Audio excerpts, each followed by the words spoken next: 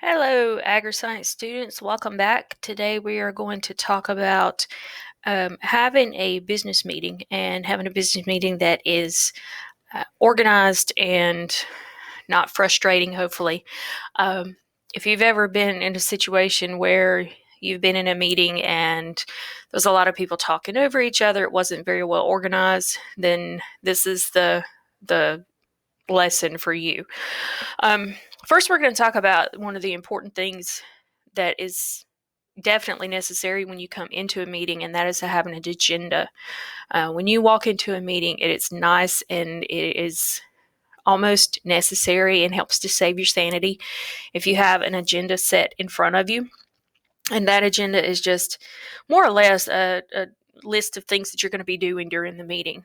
Normally, if we have an agenda for an FFA meeting, if we were to do a typical business meeting, then the agenda would start with a call to order by the president.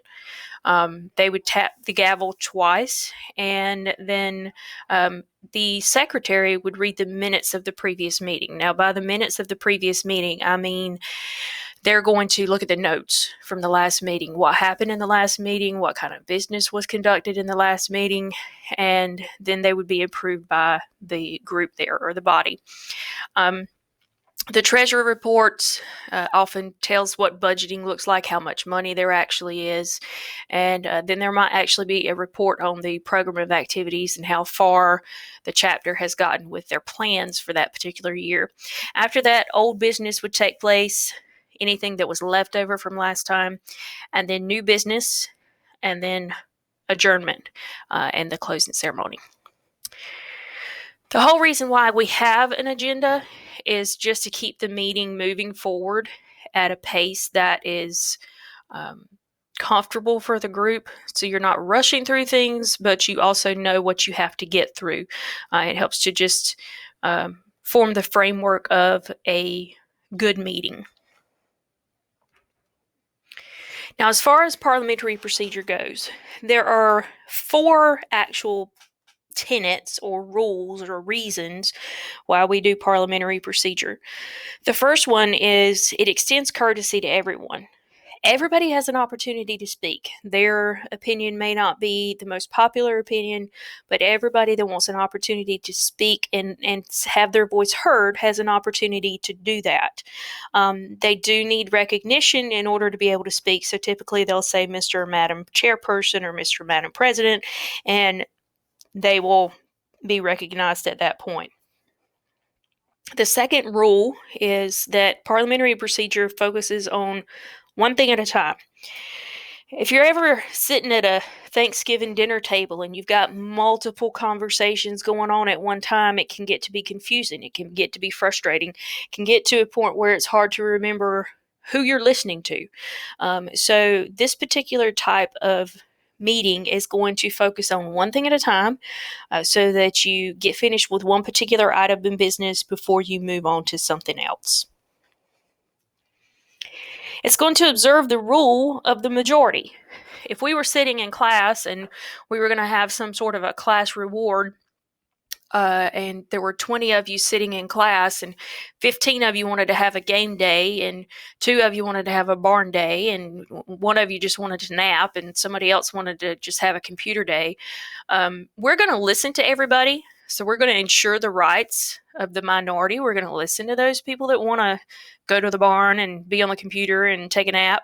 But we're going to go with the 15 that wanted to do the game day. So we look at the rule of the majority, but the rights of the minority.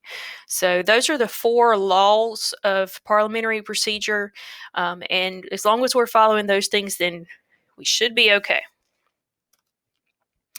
A main motion, you probably have heard this done before at some sort of business meeting, whether you've been to a business meeting at church or seen one somewhere else or seen one on TV.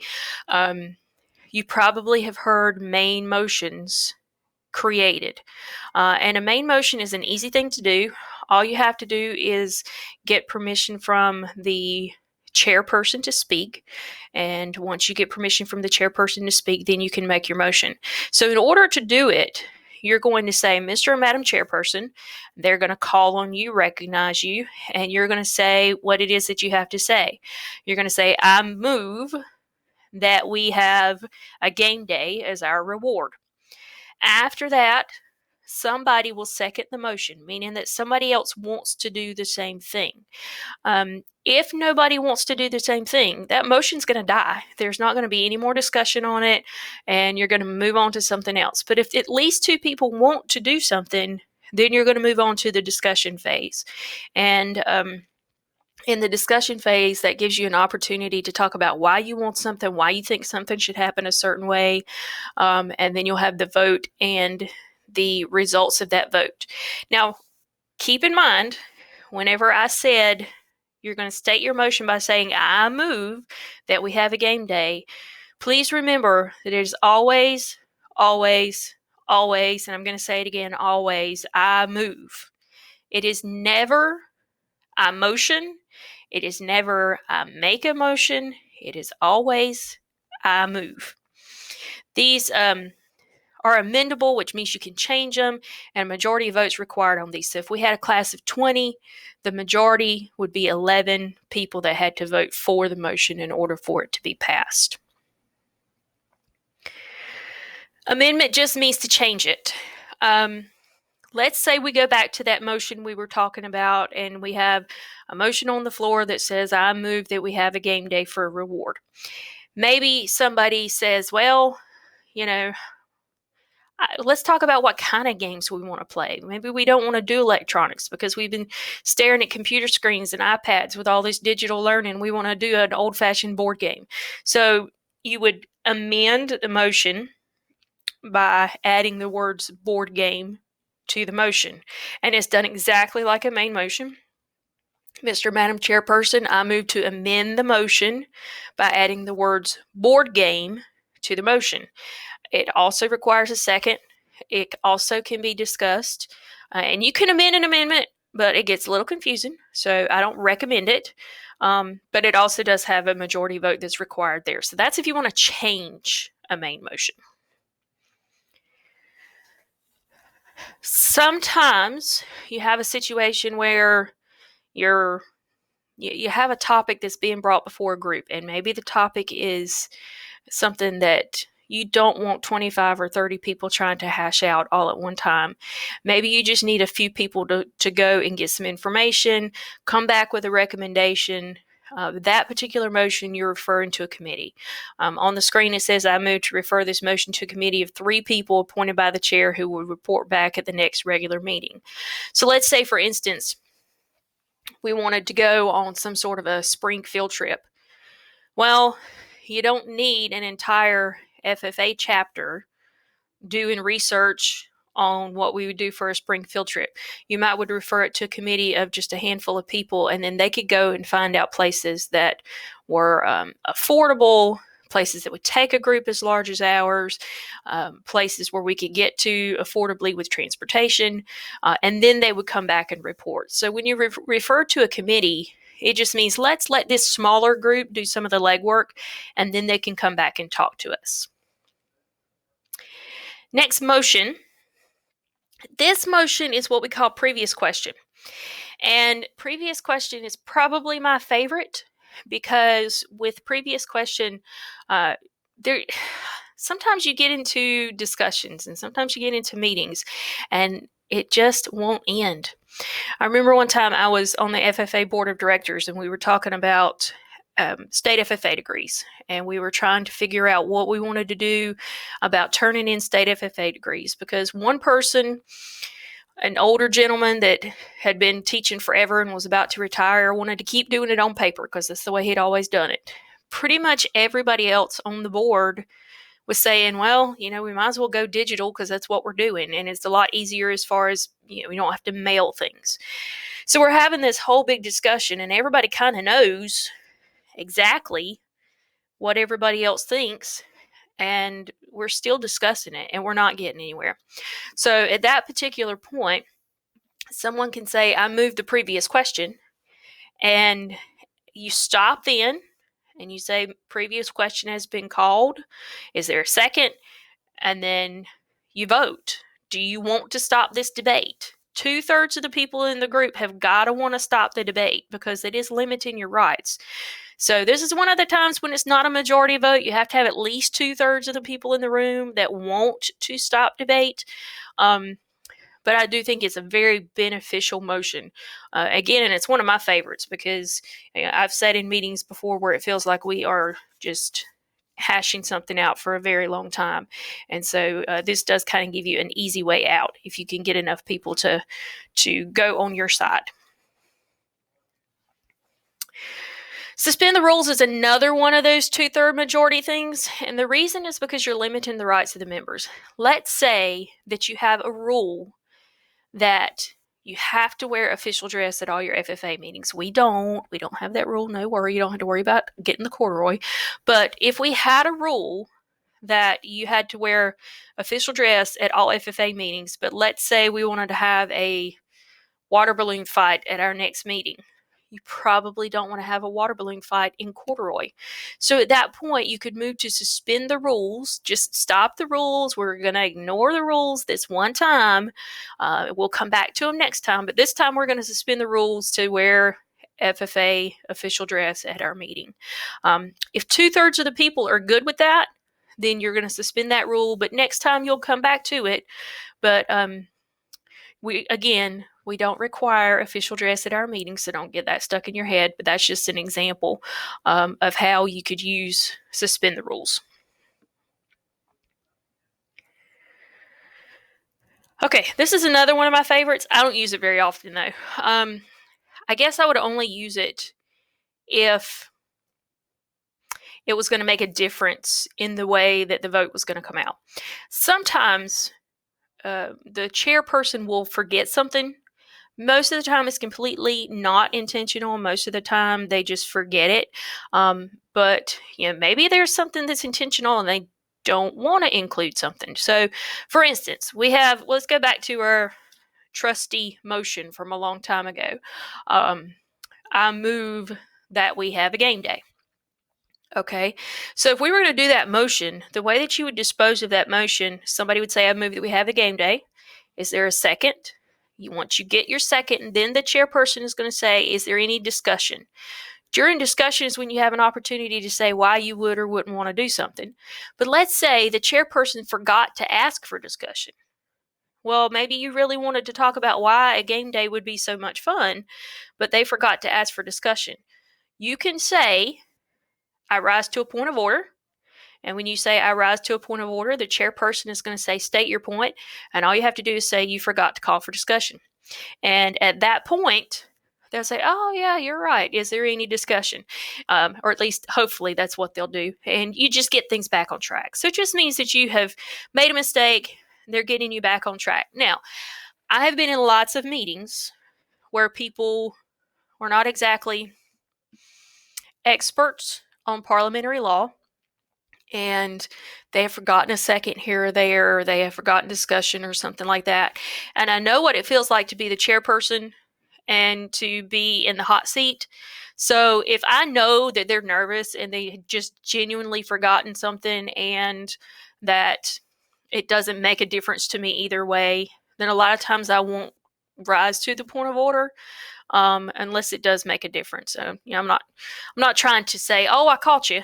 So, but that is how you can say, oh, I caught you if you need to. It's with a point of order. Adjourn. Actually, this probably is my very favorite because this means the meeting's over. And this one actually can be done at any point in a meeting. I've been in a situation before where I was chairing a meeting and there was a lot of discussion, but there wasn't actually a motion on the floor. And so nobody could move to previous question because there was no motion on the floor. There was just a lot of discussion. And so while I'm sitting there listening to all this discussion, I hear somebody on the front row say, I move to adjourn. At that point, that's my signal. All I had to do was hear him say, I move to adjourn. I get a second, we vote, and then we're done. We stop debate right there. You can do an adjournment any time during a meeting. It's one of the highest ranking motions that there actually is. And there's no discussion or anything like that. You get a second, a majority vote, and then you're done with the meeting. Even if you're in the middle of a discussion on a motion, you can move to adjourn. So that can happen at any point in a meeting. Once you do that, business is no longer conducted and your meeting is over. But we're not over. I have 2 more slides. So, as far as voting goes, there's several different ways that you can do that. One is by voice vote. This is probably what you hear the most. All in favor say aye, all opposed say no. And you really can't tell how many voted either way when you do a voice vote, but you can pretty well tell which side had the most people. Sometimes you can't, and there's a way to get around that, and that's called a division of the House, but we won't talk about that one today. But the voice vote just says all in favor say aye, all opposed say no, and usually you can tell sort of what side people are on. Sometimes you need to know exactly how many people voted one way or another, especially if you're doing one of those 2/3 votes. Rising vote's a good way to do that. Standing, raising your hands. People do still know how you vote that way, but it is a good way to get a counted vote. Secret ballot is probably the one that's going to give you the most privacy. It gives you an opportunity to turn in your vote where nobody knows how you voted. This is typically done with elections and things like that, and controversial types of motions. And finally, roll call. They may just literally go through the room and call your name and ask you which way you vote. This is actually the way we do it in government. With government, there is, if you've ever been to the legislature, if you look up on the wall, there's a big sign that has all of the different congressmen, senators' names on it. And when they get ready to vote, they press a button on their desk that says yes or no, and it actually comes up there on the screen how they voted. So that's a quick, easy way to do it as far as with a large crowd, because especially with those government figures, you want to know what kind of record they have on how they voted. So those are the 4 types of voting. Finally, lastly, you'll see this during our FFA meetings. This is a gavel. You've probably seen it on TV before. When you've seen it on TV before, you probably saw it in some sort of a court type setting. With a gavel, we use it to kind of direct a meeting. If the chairperson taps the gavel one time, it can mean a couple of different things.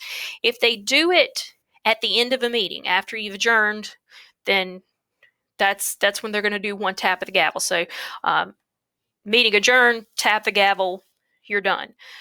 Typically, it's going to also be done after an item of business. And so if we go back to our old trusty motion to have a game day, I move we have a game day. There's a second discussion. All in favor say aye. All opposed say no. The ayes have it. Tap the gavel. And so that's going to be your item of business that's going to be passed. If you're standing, one tap means to be seated. So that's, if you hear one tap, that's what you're going to be looking to do, is one of those things. 2 taps means we're starting the meeting. We call the meeting to order. 3 taps means to stand. And so there's a time or two during our opening and closing ceremony where the members are asked to stand. We have a part that they say in the opening ceremony, and then in the closing ceremony, there is the Pledge of Allegiance. And so the gavel will be tapped 3 times, and the members will be asked to stand. It's not on here, but finally, you probably have seen when they use a gavel on TV, there's order in the court. Kind of the same thing here. Sometimes you just need to be able to get attention. You need to get people to calm down, to quiet down, and you can do that using a series of taps. So I know that this is a very fast-paced version of parliamentary procedure, but I do want you to be familiar with a few motions. We can discuss it more whenever I have office hours if this is something that you are that you have questions about, because I know that it's something that can kind of consume your brain whenever you're first doing parliamentary procedure for the first time. I know the first few times I was like, please don't make me be chair, because I it was terrifying to have to keep up with all that stuff in my head. So if you have questions about parliamentary procedure, write them down. When we have office hours, we'll talk about it. And I will see you next time for public speaking.